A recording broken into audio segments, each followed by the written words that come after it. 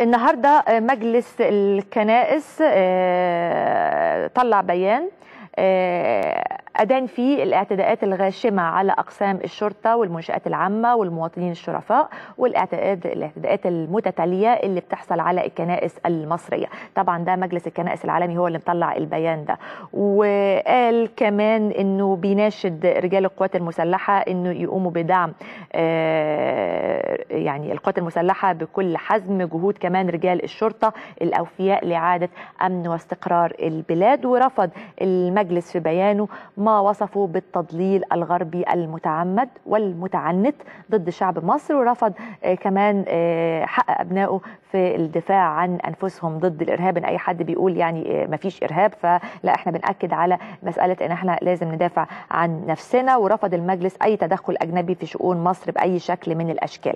أمين المجلس وهو القس بشوي حلمي بعت رسالة لرؤساء الكنائس في الغرب علشان يوضح الأحداث اللي بتحصل في مصر.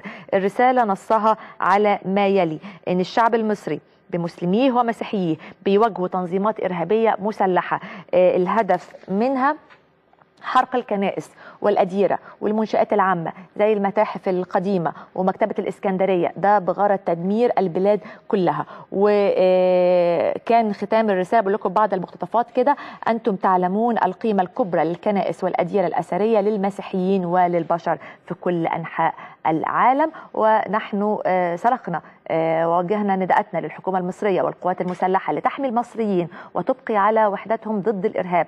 شعبنا العظيم يواجه الخطر المدمر بكل جهوده، والقوات المسلحة والشرطة المصرية يدعمان الشعب في كفاحه ضد هذا العنف المنظم.